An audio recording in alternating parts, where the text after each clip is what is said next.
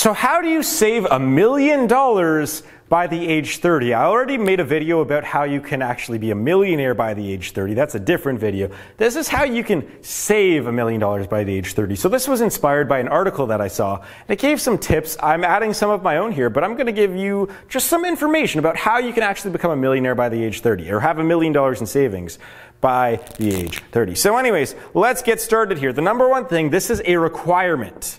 This is not like, for a lot of you watching this, a lot of you are middle class or very young people, middle class young people, maybe making somewhere between $20,000 to $50,000 a year for the vast majority of people watching.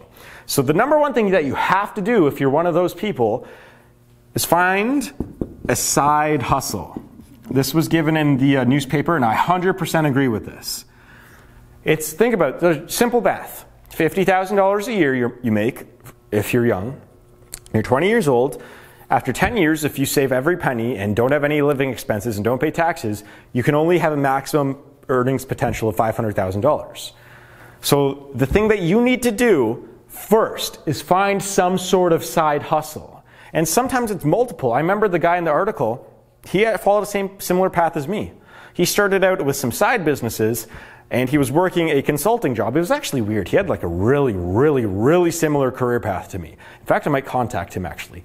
But yeah, so he had a few side businesses and he had a consulting main job. And then eventually his side businesses were earning more than his main job. So he quit his main job, and then his income from his side businesses just started going up and up and up and up, like way up. So you're going to need a side business in order for you to have $1 million by the age 30. This is a requirement. So think about what it is, whether it's online, whether it's selling cookies door to door, whether it's, I don't know what it is. Whatever it is for you, whatever is easiest for you, you have to do it. So that's number one. Although this arrow is a little bit big here, so we're going to erase that. Number two, number two is, so save extra cash every day. Find a way to save extra cash every day. So in the article, what this guy was saying was just find a way to save $50 a day from age 20 to 30. And that's what he did. He did $50 a day from the age 20 to 30, just whether it's cutting out expenses, adding income, whatever it may be. And that let him have $200,000 in extra cash where he could do whatever he wanted with it. So it was $50 a day over the course of 10 years is $200,000. So then he recommends, here's what he did with that. Just from doing $50 a day, he invested extra cash. So luckily for him, he started investing in 2009. So the stock market and real estate was, it was in the pooper. It was in the poop tank. It was lowest it was in a decade up until then.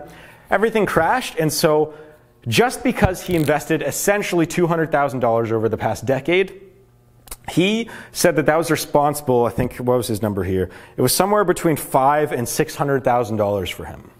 So think about that. If you were to invest that $200,000, that $50 a day over the course of 10 years, and you get a rate of return somewhere between 6 and 15%, which is pretty much what happened over the past decade in the United States, then for him, that took his $200K to, I have it written down here, so that took his $200K to about $520K. That was the number.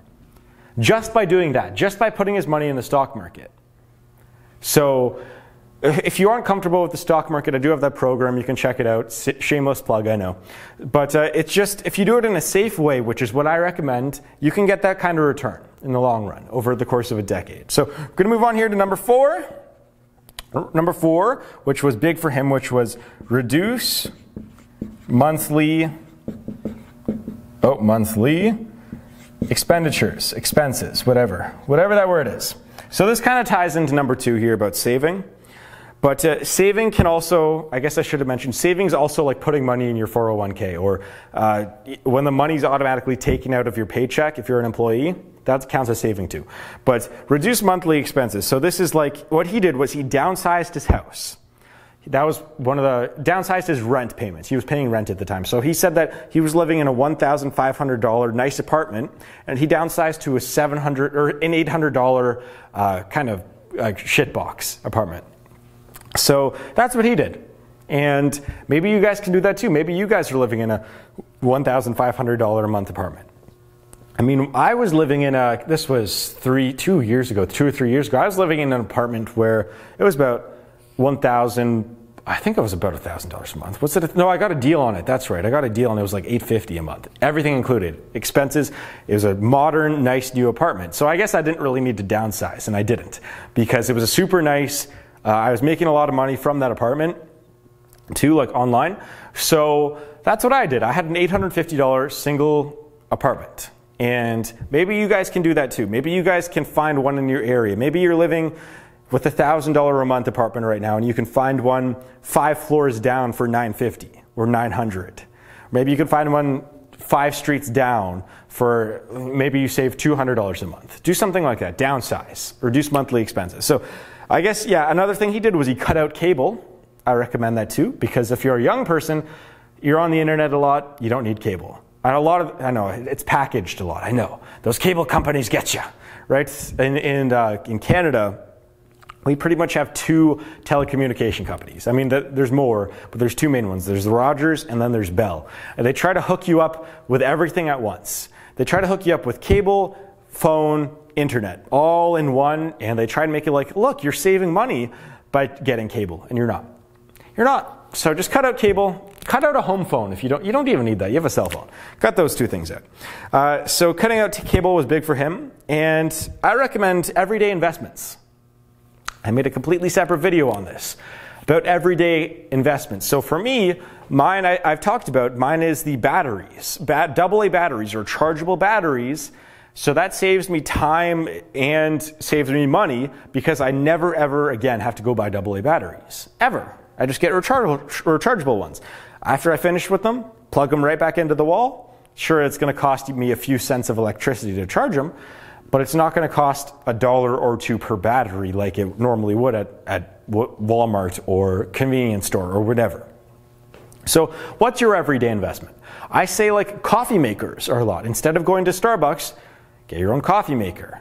Unless you're getting like a pumpkin spice latte, like a lot of white girls out there do that. Every single white girl here in my area, pumpkin spice latte. Whenever that's in season, oh, that's all they get every day. And that's what, how much are those? $5 to $8? Pumpkin spice lattes? Just go home and make your own coffee. Just go home and make your own coffee, get your caffeine and sugar that way. Don't get a latte. So yeah, coffee maker, thermostat, rechargeable batteries, you know, things like that. Programmable thermostat, I should have mentioned that. That's a big money saver for people if you own your own house, but I guess most people watching this are young and probably don't. So we're going to move on here. Number five, oh yeah, remember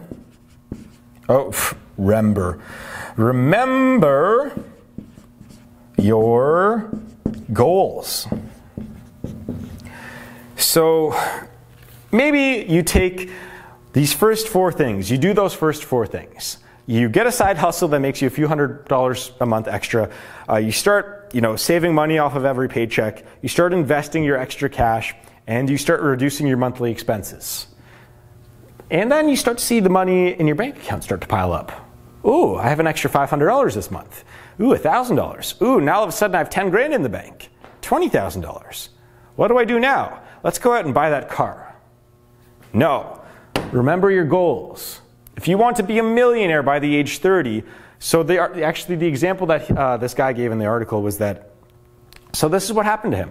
He started saving up thousands of dollars, and he wanted to, his breaking point actually was he wanted to buy a $300 bag for his laptop.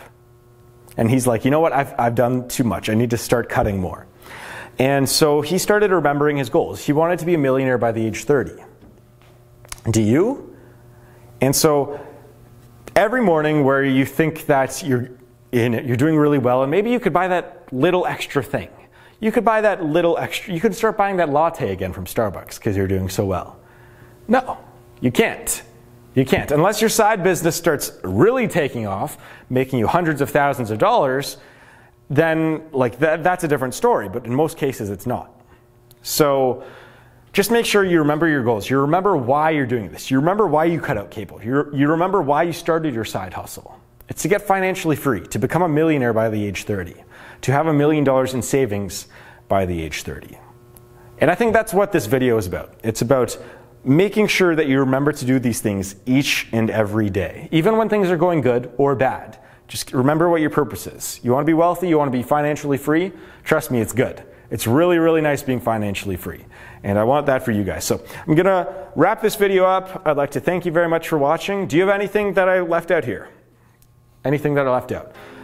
Do you guys have your own tips? Write it in the comments. I'd like to hear from you. Anyways, I'd like to thank you very much for watching. You're all very beautiful people. See you guys in the next video.